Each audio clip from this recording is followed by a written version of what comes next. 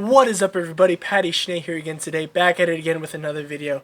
Today I'm going to be doing a full album review of Disciples' latest album, Love Letter Killshot.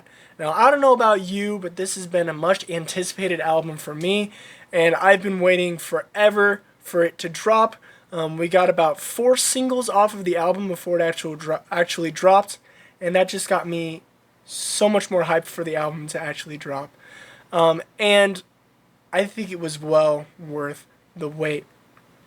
So today I'm going to be going track by track through this album, giving you my thoughts on each track. I'll kind of read off the notes I took while I was listening to the album the third time through. I've listened to this album probably about 4 times all the way through, and each time it's just been getting more and more amazing. And obviously it takes time for albums to grow on somebody. So you got to kind of give them a few listens before you actually share your thoughts about them. That's why it's taken me a few days to really gather my thoughts and tell you guys about this album, as well as the fact that I've been having a few technical difficulty issues and I've been very busy. So without further ado, let's dive into this album and I'll give you my thoughts on it. Starting off with the first track, we have the track Cuff the Criminal. This is the first single that Disciple released off of the album. When I first heard this song, I was very impressed with the experimental elements of it, and I loved that they were going in a little bit of a different direction. But I wasn't a huge fan of it, honestly. I wasn't like overly excited about this song. Now, the first time I listened to it, I was like, it's kind of weird. Second time I listened to it, I started to like it more. Third time, I actually loved it. And now, believe it or not, this is probably, if not my favorite, one of my favorites off of this album. Just because of the fact that it is extremely catchy. And you cannot not headbang to this song. Like, it's absolutely impossible. I saw this song in concert, and after I saw it in concert, it just became that much more real to me of how good of a song this is. I think seeing it in concert, I really screwed up my neck because I headbanged so hard at this song. Really that riff that, obviously you know the riff, the main riff hook is so well done, and the way that it works with the guitar, not the guitars, the way that it works with the drums is something that makes it even that much more catchy, and that's what I absolutely love about this song. And this song does not skimp in the heaviness department, as well as this entire album does not skimp in the heaviness department, which I am super excited about. They didn't go soft on this. That bad boy gets a 9 out of 10. The next song we have is Reanimate. This is the first single that I heard off of the album because they played it live before anything else. And this is the first single that I thought they were going to release, although it turns out it was the third single they released, so I was a little confused about that. But as far as the lyrical content, I think this is probably one of the strongest songs on this album as far as lyrical content goes. I absolutely love the lyrics here, as well as the low-tuned guitars in the song are really moving throughout the whole song, and they keep you captivated. This song is so heavy, and I love the screaming verses, and it's crazy how much vocal power Kevin still has this far into his career, and I'm honestly in awe of it. My favorite part in this song is is it after the bridge? It's, the breakdown part where they go, it's the in the breakdown. If you've heard this song, you know what I'm talking about, when they got the guitars breaking down, and then it's got that little filler guitar, and I'm just sitting here thinking, like, how much talent does it take to play something like that? Even that just little filler part, like, is insane sounding, and it's so good. One thing about this song that I would have loved to hear a little bit more is I would have loved to hear some more rasp in Kevin's voice on the bridge. It's really good. I love the bridge, and I love the softness of the bridge and the buildup of the bridge. But the chorusy vocal effects kind of just take away from the rasp in Kevin's voice just a little bit, although I'm starting to warm up to the idea a little bit more. In my notes it says, breakdown is tasty, solo is tasty, very delicious. This song gets a 9 out of 10 as well. Next song we have is Wake Up, and the intro of this song reminds me a little bit of Secret Weapon. It's got a few pretty standard riffs for Disciple in the intro, but I love the powerful chorus, both lyrically and melodically. This idea of waking up is not a new idea or theme that has been introduced in rock music, but it just works so well for a Disciple song, and you have classic Kevin vocals. Really reminds you of old school Disciple. Wake up, wake up! One thing I would like to say is, I was driving home from church today, and I was listening to this album, and I was trying to sing along, and this album has some soaring choruses. Like, the choruses just soar above, and Kevin can still hit those high notes.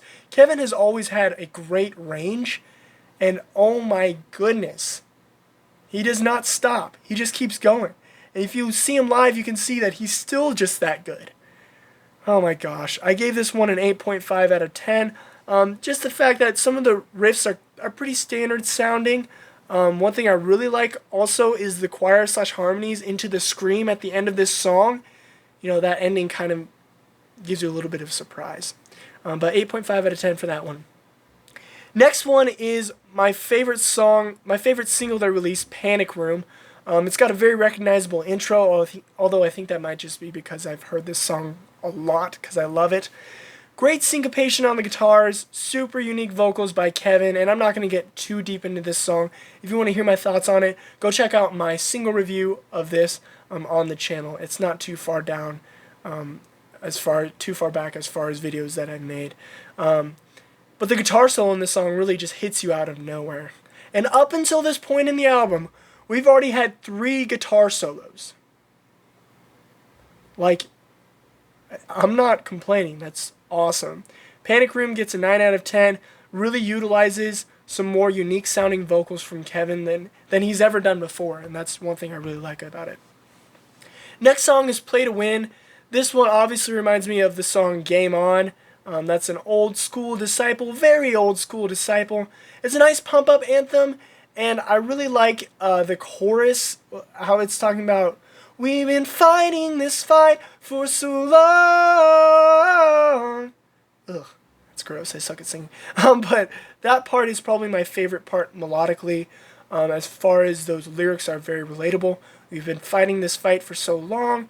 And of course, we have more guitar work. In my notes it says, wow, this album does not skimp on leads. It really doesn't. Like, whenever there's a chance to put a solo in this album, they got a solo in this album. And I honestly think that the biggest reason for that would probably have to be that Andrew Stanton left the band after this album. He wrote on this album, he's not in the band anymore, and I'm thinking this might kind of just be a little bit of a send-off for him, letting him just go wild on lead guitar. And I'm absolutely in love with that. I give this one a 7.5 out of 10, although it might be deserving of an 8 out of 10. I gave it a 7.5 just because it's a little more of a standard Disciple, although standard Disciple, you have regular music, and even just standard Disciple is like way up here. So, there you go. The next track is Fire Away. This is the title track pretty much, and it really surprised me. This song is maybe one of the most catchiest. Song is probably one of the catchiest on this album. The harmonies in the chorus are some of the best part in this song. I really just love how the harmonies sound and how they do it. Let's see, how does it go? I forget how it goes. Sometimes when I'm talking about an album, I blank out.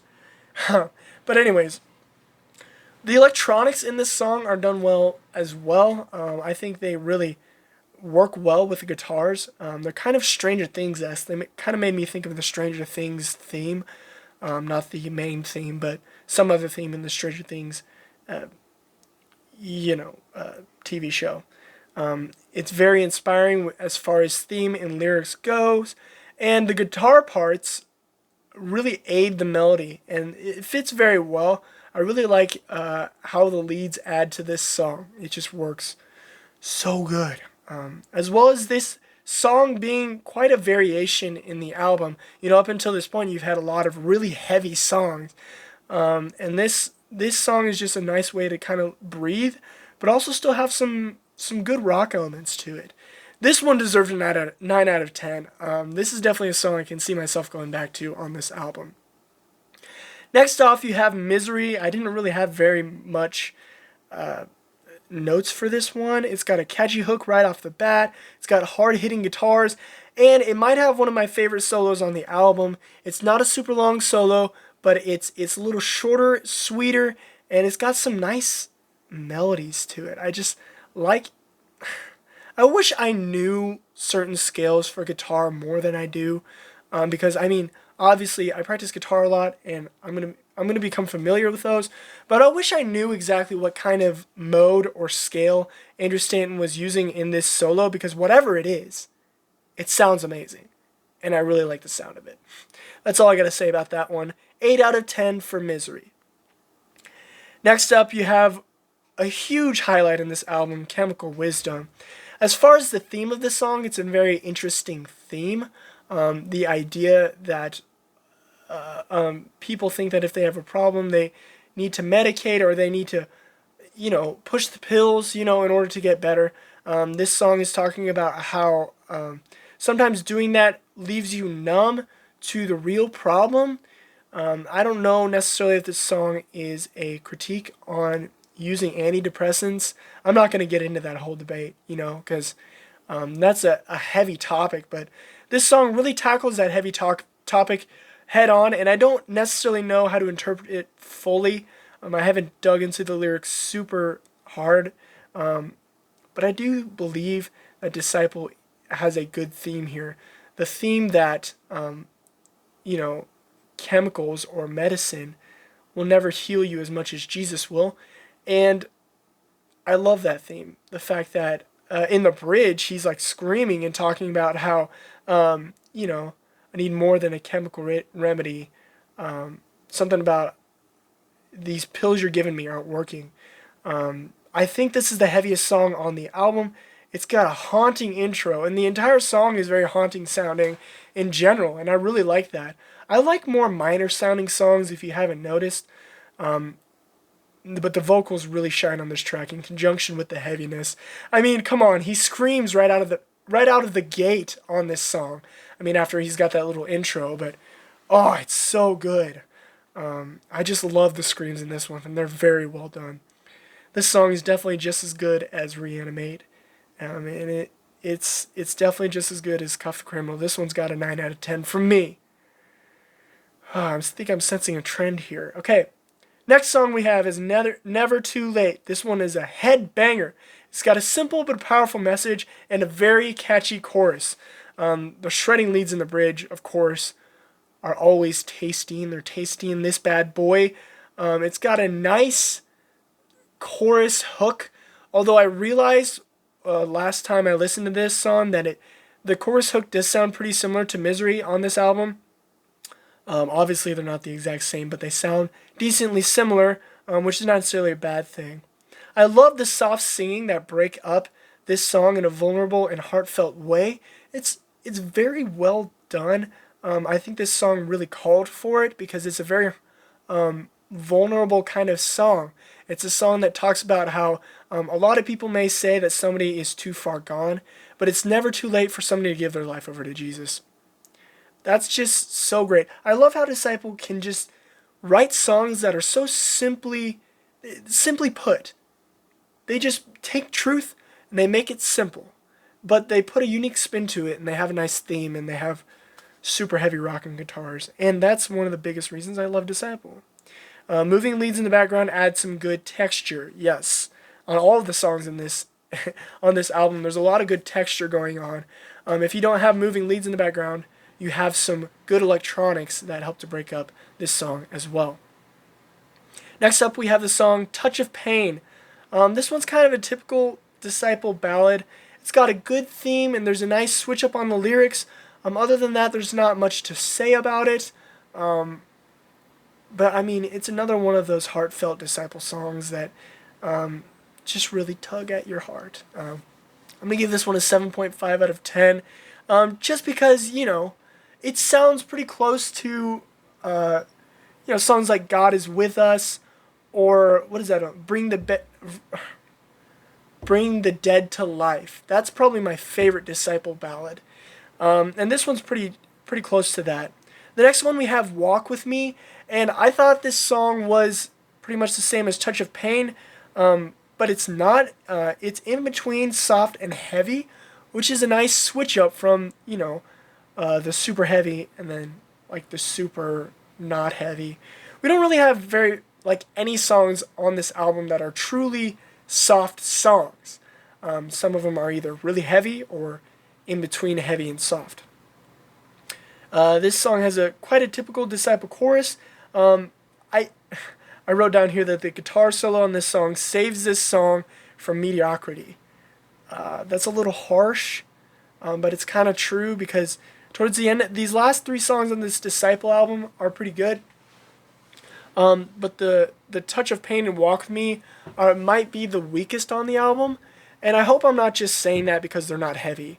But I really think that's true. Just because, they don't really try anything new. They're pretty safe songs, but they're nice album fillers. So for Walk With Me, I'd have to give that one a 7 out of 10. Whew! Okay, we're almost done. We have one more left. Last song on the album, we have the song Best Thing Ever. Okay, the best part of this song is the verses. Now, I really like the chorus, but it's definitely something you have to get warmed up to. It's a very positive sounding chorus, and the idea of you are the best thing ever is kind of a pretentious idea, although it works really well. Like, I don't really know how else somebody can put it, besides saying that this person that they like, or in this instance, I assume Kevin is singing about Jesus, being the best thing ever. Like, that just puts it so simply. Like, there's no other way to say it as well as just saying you're the best thing ever. So I really like that. But as far as the verses in conjunction with that soaring, positive chorus on this song, they really draw me in. And the verses are kind of haunting sounding, a lot more of a minor sound, which is what I love. I love those minor sounds. And I love the verses on this song. In my notes, I put the chorus lyrics could be a little better, but I think they do the trick. And I think this is a great album closer to cap off what I believe is an absolutely amazing album of 2019. This album overall for me gets an 8.5 out of 10. Really? I don't know. It's kind of hard to rate albums, because I love this album so much. When I first listened to it, it took a little bit to grow on me, but by the third listen, oh my gosh, it's an 8.5 out of 10. And after this last listen, it might be a 9 out of 10. Let's just say in between 8.5 out of 10 and 9 out of 10. Overall, this album shows that Disciple has not lost anything. If anything, they've gained more musical prowess. I hope that their next album does not lose the leads that we got in this album. Like we had, let's see what we had. 1, 2, 3, 4. I don't know if Fire Away really counts. 5, 6, 7, 8. I think that's all I counted. At least 8 out of the 12 songs have guitar solos, and not just like short guitar solos, like shredding guitar solos. Like guitar solos that I don't even know if I could even begin to start to learn. I mean, I could, but I couldn't play them because they're so fast and they're so complicated. They're the kind of guitar solos you sit there and you listen to them and you're trying to be like, what the heck are they doing? Like, this is so like, I don't understand. But they're so melodic too. So overall, I'm pretty sure you can tell that I love this album. And those are my thoughts on this album. Maybe a few negatives of this album is Disciple just gets a little tempted to go back to their old ways as far as doing pretty typical Disciple songs on the track Touch of Pain and Walk With Me. But I'm not necessarily complaining because I love the typical Disciples sound. But they have done a lot of experimenting on this album, as well as keeping their original sound. And they don't stray too far from their original sound. So 8.5 out of 10 for me from this album. I think is definitely maybe one of the best albums of the year. Thank you so much for watching or getting through my entire review of this album, Love Letter Killshot by Disciple. If you agree, if you disagree, let me know what you think about this album down in the comments below. And if you're new to my channel, go hit up that subscribe button for more content like this coming in the future. I do album reviews like this, I do song reviews as well as covers on this channel. So don't hesitate to hit that subscribe button or that notification bell button to get notified every time I upload. Thank you so much for watching. I'll catch you later. Peace out.